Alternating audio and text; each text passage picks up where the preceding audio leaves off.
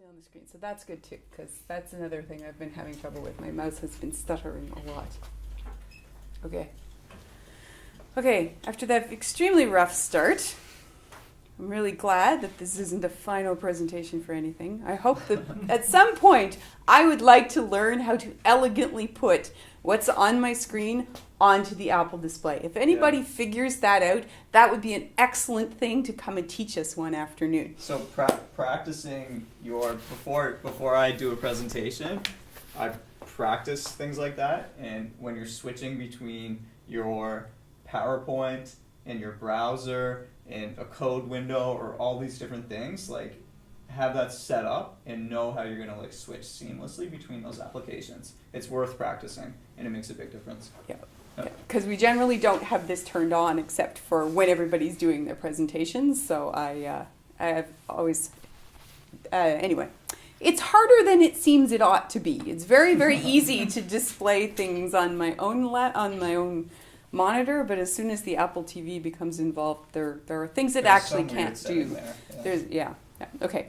So I'm Shona, and I am here to talk to you today again about Nerdique. And I'm really excited because it's the second week I've worked on the same thing, and it's kind of unusual for me to actually be doing the same thing 2 weeks in a row, but I'm kind of pleased with how this is coming out. This is intended to be developed as a community of communities for nerdy and geeky activities and people who are interested in those. And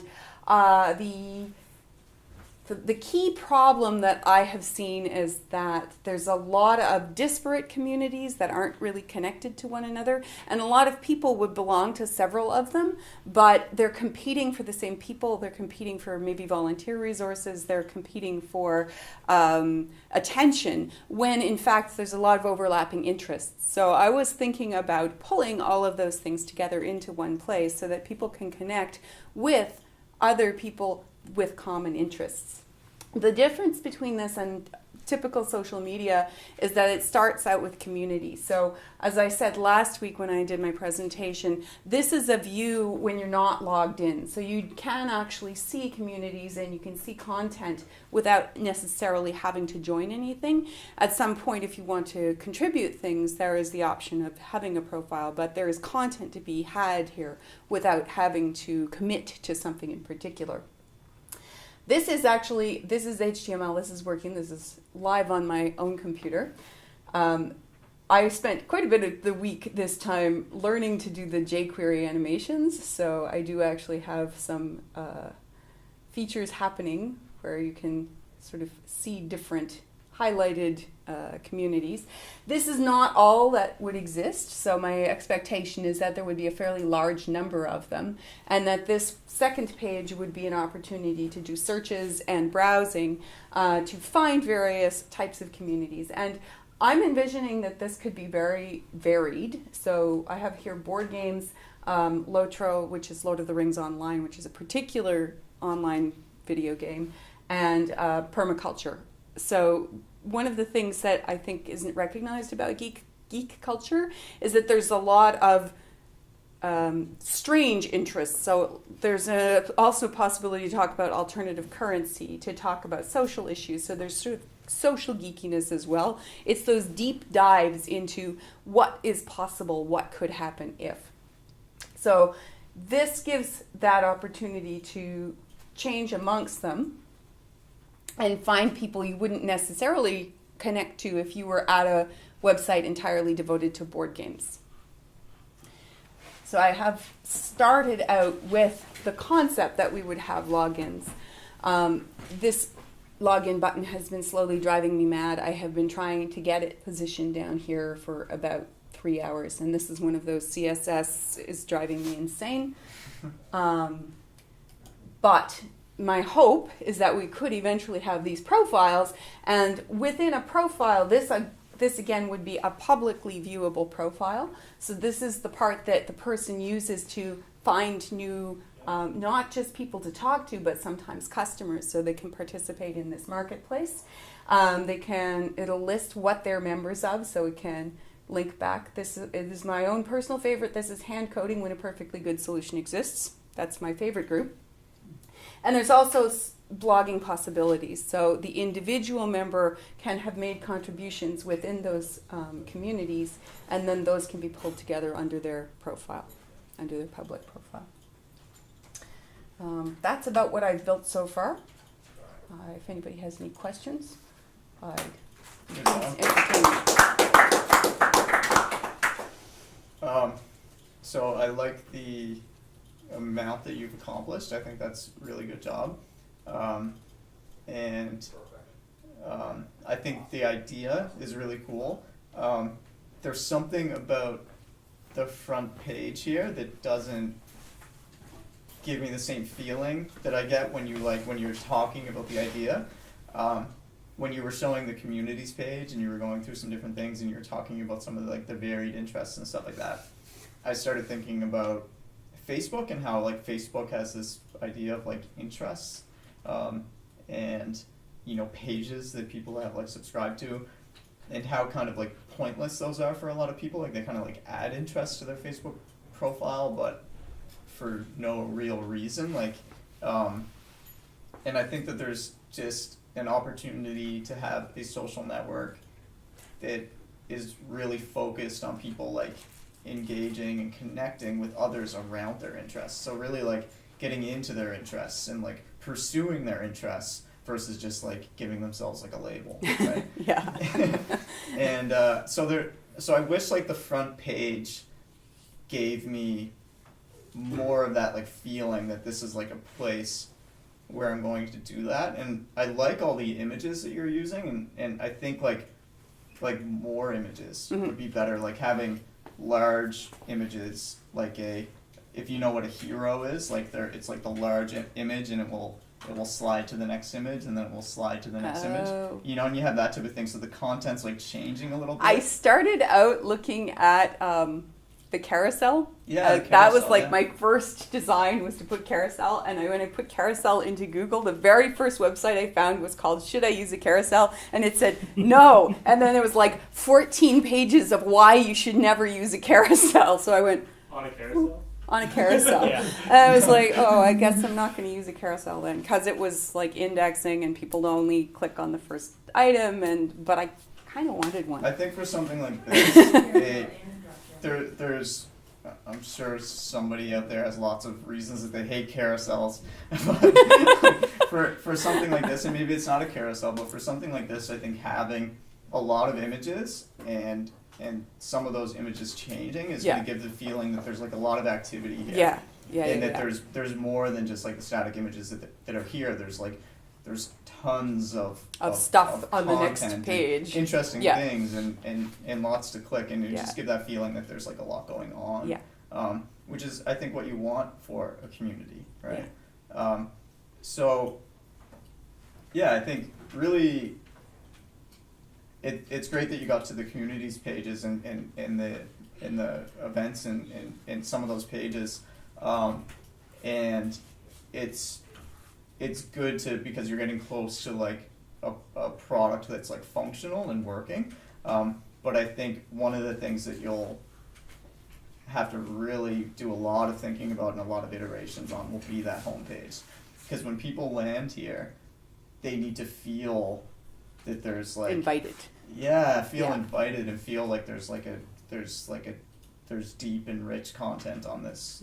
On this site. Yeah. One of the things I was thinking about, the very first thing that I feel is necessary is to really populate this with content. And I've already started roping some of my friends and family members into content creation, because if there isn't something going on, there's no traction.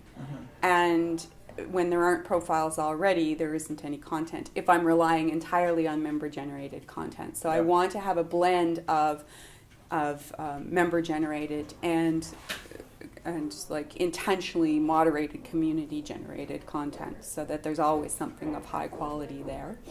What's the purpose of the shapes in the top right corner? This was me actually picturing things sort of overlapping. That the communities overlap one another, and so it's not like they're separate from one another, but they overlap sort of accidentally at the point where individuals cross from one to the other. Okay. So, There's something about the top bar Mhm. that could be, I don't know. I think again you should play with some iterations of that. There's something about like those primary colors yeah, that I don't like, okay. and maybe the font that's used at the top and things like that. Yeah, And then the regular just like link colors for my account and register. yeah, There's something about all that looks kind of like unfinished, and it looks Yeah. looks like kind of like, I don't know, it looks like playful almost, and I don't know if that's what you're going for, right? I don't know. Yeah. But I think I'd that- like it to be welcoming. Yeah. I'd like it to be inviting. And I really know like this much about design. Yeah. When I was told I had to pick colors, I almost cried. So Just know that you definitely can learn it. yeah, It's a skill like anything else. It's, yeah, I think we often think of it as like, oh, I don't have the God-given ability to design things, but it's a skill. it's Like, it's mysterious some people to are me. amazingly intuitive when it comes to design, Yeah. and like they have a certain talent and a certain way of looking at things. Yeah. But we can all learn it, and we can all be pretty good at it. But the people that are good designers, they've spent years and years and years reading and practicing and doing and talking to other designers, and they're just immersed in it. Yeah, I taught at the Ontario College of Art and Design actually, but I taught physics at the Ontario College of Art and Design, and my students just blew me away with their projects that they would like. I'd look at them and go, I I have no idea how you did that. It's like magic. It's magic to me. So Yeah. yeah, Yeah, I think just make it a personal challenge to. I think that you're a good designer, like you're already doing it, but just make it a challenge to keep getting better at that. okay. Because this looks nice. Thank you. Yeah. Yeah, yeah. Good job. I'm pretty excited about it. So, Yeah. does anybody else have any questions? Or I agree with a lot of what Gavin said about having to be welcoming for a first impression. And I also think you have to really nail down we spoke about how geekiness and nerdiness is a pretty specific thing to be. My geekiness is probably completely different from your geekiness, which is probably Yeah. completely different from Gavin's geekiness Yeah. at the same time. So you need to have a good way for people to be able to identify with their specific brand. Yeah, and the one geekiness. thing I really wanted to be careful of was that it not portray itself as just being about sci-fi or sci-fi and fantasy, Oh, absolutely because it's not. really There's- easy to get pushed into sci-fi, fantasy, tech, There's history geeks and out there. there's like so much in-depth community around so many things. But what I found was that the history geeks often overlap a lot with the sci-fi fantasy geeks and the costume geeks and the programming geeks, but then there's like Venn diagrams of varying bubbles of Yeah. connection. Just people who think way too much about anything. Yeah. Especially when it comes to geekiness. Yeah, it's not the like topic that makes you a geek. It's like how It's the intensity. much you know about it. It's the intensity. Exactly. Yeah, yeah. Okay. Yeah. Yeah. Yeah, I think tapping into that, I think that's such a great point, because that's something too. It's like, at what point does it just become like interests? Yeah. It's just like, well, we all have tons of interests, but it's not that. It's like, it's what are you a geek at? It's the things that people go out and spend like 5 weekends a year on and work on their costumes or work on their projects or work on something for the periods in between those 5 weekends a year. That's the difference, to my mind, between being interested in something and being really like... So what is it about this product that allows people to get really into something versus, just surface? Because the communities are connected up to events, so the events that are going on are going to be, the large events would be pulled in, but the this is not MVP, but this is the eventual goal, is to have event planning available for small events so that those are tied back to the communities as well. And that this market down here is going to be connected to the communities. One of the things was that one of my friends just started a comic book. And she went to a comic book convention, and they said, you have to have 1,000 readers before we'll even look at it to publish it. So everybody's in these loops, right? That all the writers and all the artists and all of the people who are producing small objects, where they need to have huge numbers of fans before any publisher will accept them, before anybody will look at them. And so they're caught in this bootstrapping process. And I wanted to make it easier to do the bootstrapping because we gathered those of us together in one place to say, hey, wow, that's great. I love comic books too. I know this person, so that the networking within comic books doesn't necessarily always have to take place in comic books, because sometimes it's the person who's your history friend who really is the connection that they need. So it's to become a network around these things. And there's that overlap.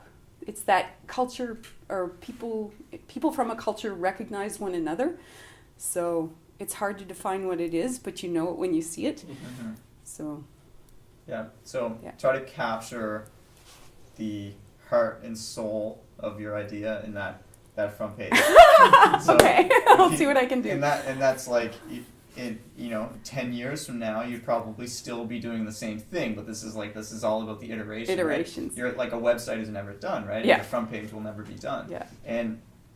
But you should always have that goal that it's going to like inspire, what inspires you about that idea. The homepage is going to like inspire the users to click. Yeah. Right? Yeah. Yes. Okay, great. Cool. Great job. Thank you very much.